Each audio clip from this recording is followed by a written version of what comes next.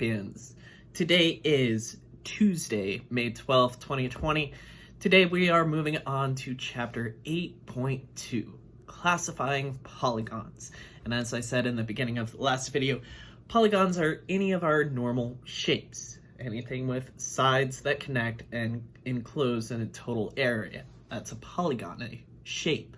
So today we're going to be looking at how to classify and organize polygons in different ways. Last time we organized triangles based on whether they were right, acute, or obtuse. Now we're going to apply some of those same kind of thoughts on making sure we identify this shape is like this shape is different from this shape, and why those shapes are different. So with that being said, our learning objective today is we're going to classify quadrilaterals by their properties. Quadrilateral is any shape with four sides. Lateral being a straight, quadrilateral, hard to talk and write at the same time. Quadrilateral, any shape with four sides. And because it has four sides, it will also have four angles and four vertices. Okay, so there's quite a few shapes that we know that are quadrilaterals. They have four sides, four angles, and four vertices. So our first question here in the gauge section, if we look at these three shapes, in what ways are they similar, and in what ways are they different? Think about that for a moment. A square, a triangle, and a rhombus. How are they alike, and how are they different? Well, one thing is the square is like the right triangle because they both have one right angle. A square is like a rhombus because all four sides are equal. The triangle is not like a square or rhombus because it has three sides instead of four. So those are just a few ways you can think through and rationalize why this one shape looks like this and this shape is different. So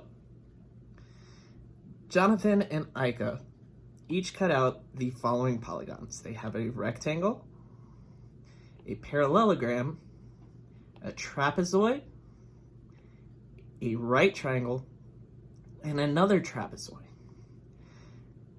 The tick marks, as I've been showing us throughout the last couple lessons, they tell us that this side is the same length as this side. So on the parallelogram, where it has one tick mark, those sides are the same, and where it has two tick marks, those two sides are the same. They're going to be the same length overall. So Jonathan, he looks at this pile and he thinks to himself, I can group these into two separate groups. The first group, it has at least one pair of equal sides. The second group he has, it has no equal sides.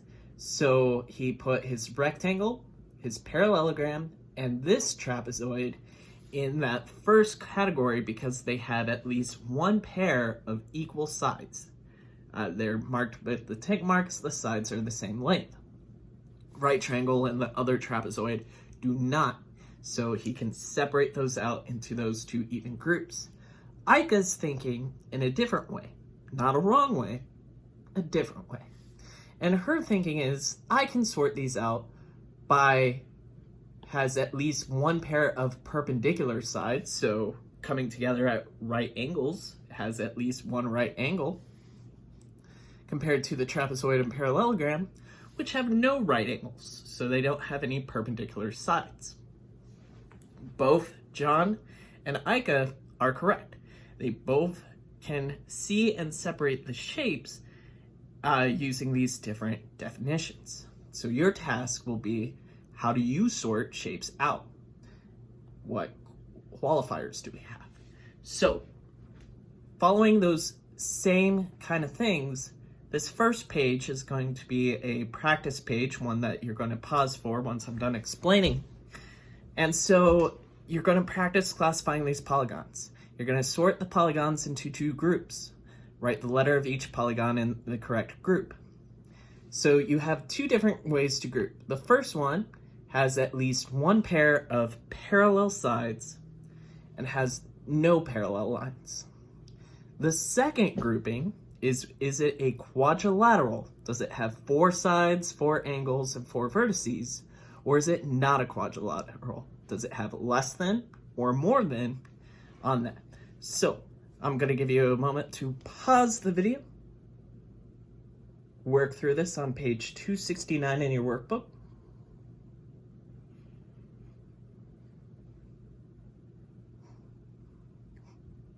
All right, so you've had a chance to sort these out. I'm going to quickly go through these. For the first one, I'm looking for has at least one pair of parallel lines, 2 lines that go to infinity and beyond with the same space in between. A square definitely has parallel lines. A triangle, not so much. They all intersect at some point. This R, well, that tiny bit and this long bit, those are parallel. They'd run side by side to infinity. S is another triangle, all the lines intersect. T has parallel lines. U has parallel lines. V does not. All the lines kind of intersect, but W has those 2 parallel lines. So the shapes that have at least one pair of parallel lines, W, P, R, T, and U. If they don't have parallel lines, well, I can just put the others in here. So that was Q, S, and V. No parallel lines to be found in their shapes. All right, so the second way I can classify these shapes is whether it's a quadrilateral, has 4 sides, 4 angles, 4 vertices, or if it's not, if it has 2, 3, 5, 6, and so forth. If it's anything but 4, it goes in the second category. So for this, I know a square is a quadrilateral. A triangle is not. That's 3. So I can put my Q over there. R is a quadrilateral. It had 4 lines, those 2 parallel lines, and the other 2 forming that. So R has 4 sides, 4 angles, 4 vertices. S is a triangle. T is quadrilateral.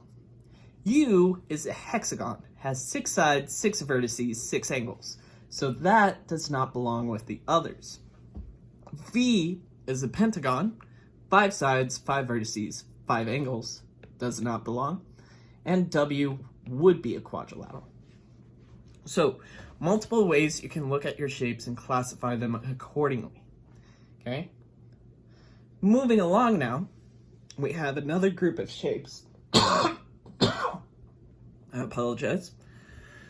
Another group of shapes. And they've already been sorted into A, C, D, and F. So what do A, C, D, and F have in common compared to B and E? Then after you figure that out, what they have in common, find another way to sort out these parallelograms. So I'm going to give you a moment to pause and try this for yourself on page 270.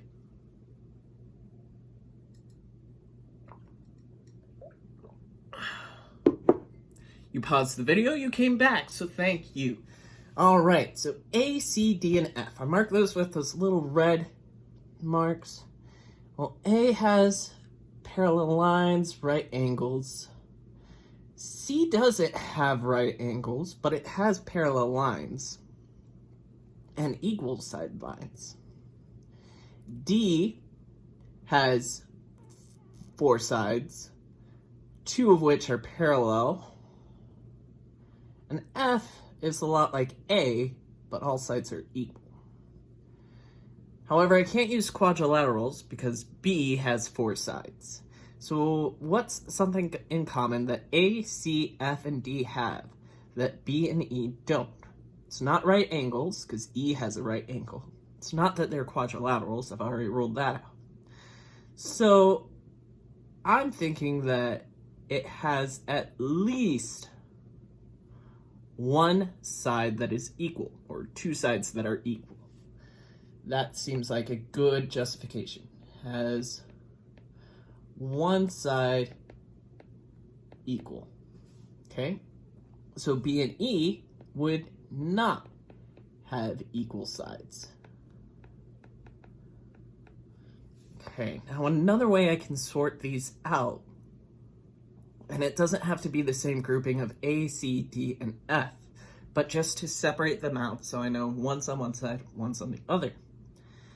Let's go with right angles. Has at least one right angle or perpendicular sides.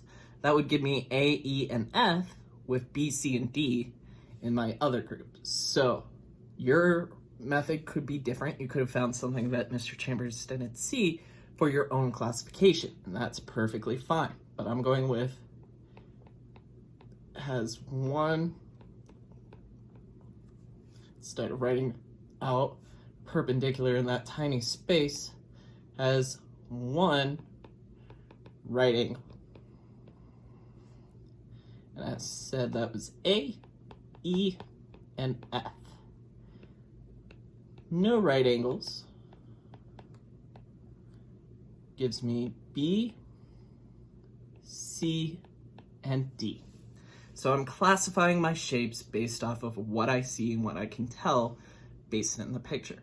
No need to measure for this one, just classifying this belongs here, this belongs over here. All right, so that brings us to our assignment page for today. You have workbook pages 271 to 272. So first three questions, kind of defining what that shape is. What does it have that other shapes don't have? Number 4, you've got a group of shapes that you have to categorize by their obtuse angles. And 5, you'll have to you'll figure out why they're grouped. And 6 and 7, you'll have to give a reason of whether it belongs to either group A or group B. So thank you for tuning in. Hopefully this video was helpful for you. Take care, stay awesome, and I'll talk to you soon. Bye.